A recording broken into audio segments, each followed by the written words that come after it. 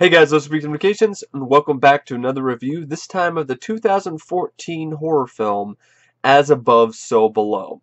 Now this is actually a film that I think somebody requested me to check it out sometime a while back.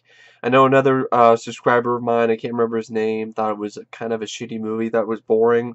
Well, I'm not one of those people. I really enjoyed this movie. I thought it was right up there with ABC's A Death 2 and Delivers from Evil as one of the best horror films of the year. This is a big surprise for me. I wasn't expecting much from it. And and especially since I am not a big fan of the found footage genre. And this is definitely, I would say, one of the best films I've seen that have dealt with the found footage genre. I really thought they did a good job with the found footage here. I thought it was unique. I thought it was engaging. I thought it was a very entertaining movie. I loved the plot line. I loved how it basically took an adventure plot line, like something you'd see like an Indiana Jones film or National Treasure or Lara Croft Tomb Raider, and combined it with the horror genre, which was a really refreshing blend. It's a mix that I thought was delicious and I would love to see again in another movie. Think about it. How many times have you seen that, folks? A horror film, an adventure movie about looking for a lost artifact that is not only that is also a found footage film, for one. There's not very many of those that are looking for a lost artifact that's a found footage movie. But not only that, it's an adventure film. And not only that, it's a found footage film and an adventure movie looking for a lost artifact. And also it's a horror film. And I know a lot of people have been kind of complaining about the horror film aspect, saying, oh, it's cliched, it is tacked on, and blah, blah, blah, blah, blah. I wish it was more of a straight-up psychological thriller. I totally disagree with that. I'm really glad they added the horror aspects at the end. It really, and I got it. The ending of the film was a total reference to Dante, the Dante's Inferno, the comedy, the Divine Comedy. It was totally a reference to that. If you're at all familiar with Dante's Inferno, not the whorehouse of Beetlejuice, all of them. I mean, I'm talking about the book. The series of tales, Dante's Inferno, who was written by an author that, for the love of me, I can't fucking remember his name because I haven't read this book in a long time. It's been a long time since my mythology class in high school. Okay, that was almost 10 years ago. So forgive me if my memory is fuzzy on who wrote Dante, but that is definitely what the film was going for at the end of the film. It was in order to, it was a version of hell, and I liked it. I thought I thought it was fun. I loved the fact there was a lot of practical. The gore that is there is practical. It's not CGI. God forbid. Finally, thank you. And also, the movie was shot in the catacombs. In the catacombs in Paris. For some of the people seen commenting on this movie and reviewers, oh, it's in the same set over and over again, blah, blah, blah, blah, it's not engaging. I'm like, it's in the catacombs of Paris. This isn't a set. This is a real thing. And that's what makes the film even more unique for me, is that it's a rare opportunity to see a movie shot inside the catacombs in Paris. The catacombs which are full of actual dead bodies and bones. It's it's already a creepy enough atmosphere, and I thought the film really did a good job making it even more creepy. I thought the movie was very entertaining, that it had a good cast, I thought it was well written, I don't think it was cliched, I don't bring up that word when it comes to films, especially in the horror genre, because there's what? A million horror movies have been made before this movie, so it's kind of hard for it to be 100% original. But I think it did manage to be original enough for it to not deserve a 27% in Rotten Tomatoes, and majority of the reviews say it's unoriginal and cliche, when I'm like, and derivative, when I'm like, wait a second, have you seen a found footage adventure film with a horror film twist in it? Have you seen a film like that before? I haven't, and I've seen tons of horror movies. I haven't seen that horror movie before. This is the first one that I saw that combined those genres together. Oh, I guess not. So it's not that derivative, and it's not that cliched, and it's not that. I mean, it's not something that you've seen before. I met some of the horror aspects at the end with the stone guys come to life and the creepy guy with the cloak. Okay, yeah, you could say that those are horror cliches. Or the guy's possessed and goes crazy. Okay, alright. But I thought there were other clever moments though. Like when one of the characters in the film, he gets sucked up in a burning car and his feet are stuck out of the ground. I thought that was a good shot. Um, as you can see, I'm not really going. I'm a little bit of spoilers in this review, but I'm not going super in depth on this until I get the movie on Blu-ray, and then I do an in-depth review because I really don't want to spoil too much with this film. I think if you're a fan of the horror genre, I'd really like you guys to give it. If you're a fan of the horror genre, give it a look sometime if you get the chance. I just thought it was an engaging, entertaining movie with a good plot and shot in the catacombs of Paris, which is a really nice thing to see. It was the first ever production that secured permission from the French government to film in the catacombs.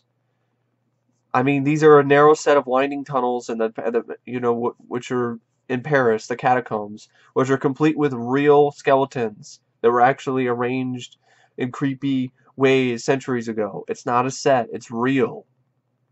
And beneath the streets of Paris, the film crew hauled down a piano in the car that they later set on fire in the film. The piano was one that the director John Erick Dowdle and his co-writer Drew Dowdle used to jump off of when they were kids. And they got a piano mover to move it into the catacombs and then moved it back out. And the film, I thought, really well directed by John Erick Dowdle. He definitely had a lot of fun with the found footage concept and the whole adventure aspect of the movie. And I thought the screenplay by Drew Dowdle was pretty solid, but as well by John Erick Dowdle also helped as well. The cast I didn't mind. I like Perdita Weeks as Scarlet Marlowe, who that's kind of a name. That's Marlowe. I think that's a name. Like a private eye or something like that. That name sounds familiar, Marlowe. It sounds like a mystery detective. I remember hearing about Philip Marlowe, right? Yeah. And she's an intelligent young scholar who's focused on retrieving the Philosopher's Stone. And even in the beginning of the movie, there's a pretty tense sequence where she's in a country she shouldn't be in, trying to find some artifacts, trying to continue her father's legacy. And I thought this character I thought was likable. I thought all the characters are likable in this film. Even Benji was a token black guy. He's a cameraman. I liked him because he was reacting in ways that I would react to these kind of crazy scenarios. Like, what the fuck, man? What the fuck is this shit? And there was a lot of, there's even somebody named Suxi, and they made a Suxi and the Banshees reference in this film. And I was like one of the few people that actually got it because he was like Suxi the Banshee. I'm like, ha! Suxi the Banshees is a great band. It sang a great song for the Batman Returns soundtrack, Face to Face. I remember Suxi and the Banshees. And, of course, other people are like, huh? I don't get it. She's a Banshee? What? And for a film that was made for $5 million, they really did stretch the budget really well, I thought. And going back to the main character of the film, Perdita Weeks as Scarlet Marlowe, I think she was basically what I thought Lara Croft was. If you've ever played the actual Tomb Raider games, she's not all tits and ass like Angelina Jolie. And I didn't mind the first Lara Croft, but Cradle Life is a piece of shit. But anyway, she's a little bit more like Lara Croft. How I envisioned her anyway actually was. And it was nice to see that. I thought she was a great lead. I don't agree with some people who said she was annoying and she was too pushy and bossy. I disagree with that. She did everything she could to save her friend, her boyfriend. You could say, yeah, she made a mistake. She took the wrong stone. Whatever. All right.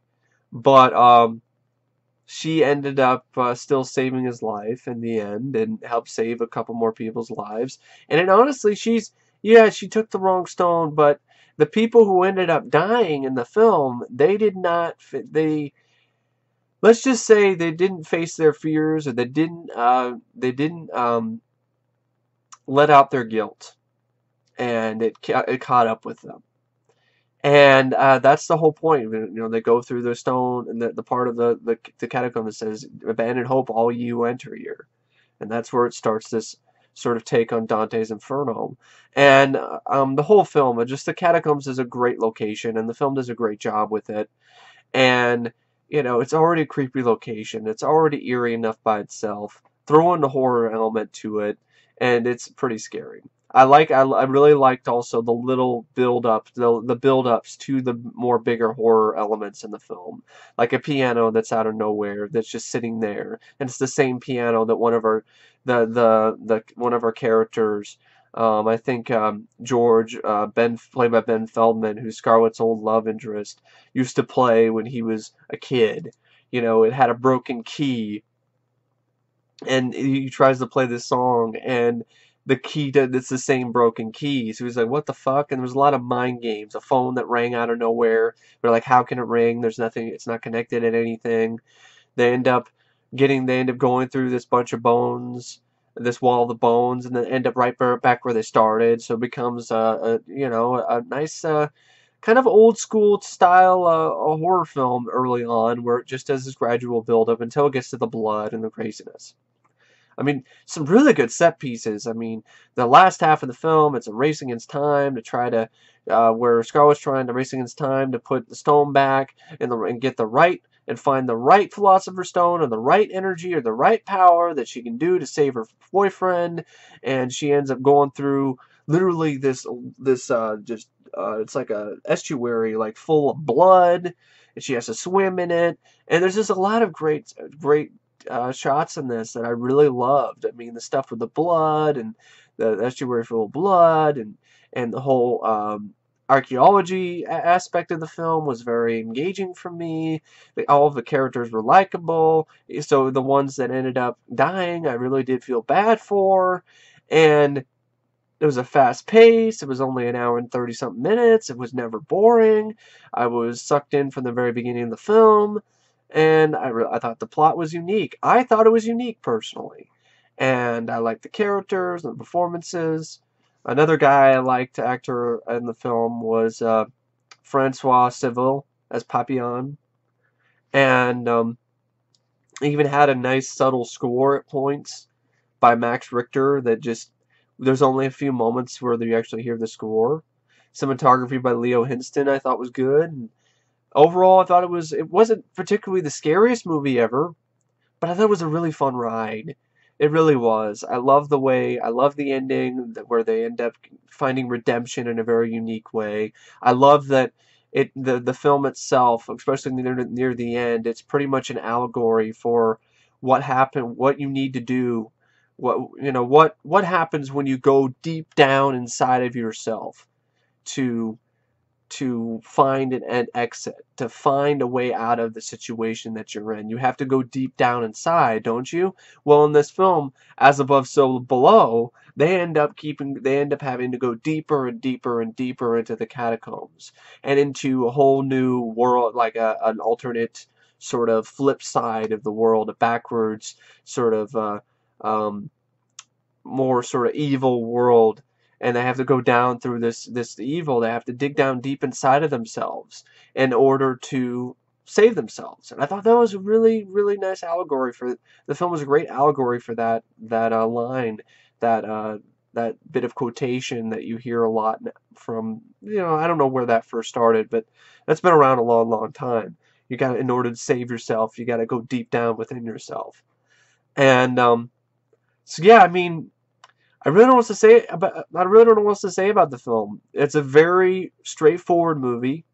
It's I don't think it goes over your head. If you pay attention and you sit down and you pay attention and listen to the dialogue and things like that and see what's going on around you, I don't think there's much to be confused about the movie. I actually think it's a pretty straightforward film. It's a pretty straightforward plot. This woman, Marlowe, she wants to continue her father's legacy. She wants to find the Philosopher's Stone, and she's willing to do whatever it takes to find it. And she ends up getting some people together along with her boyfriend, who doesn't want to go, but he ends up having to go along with her anyway against his own will.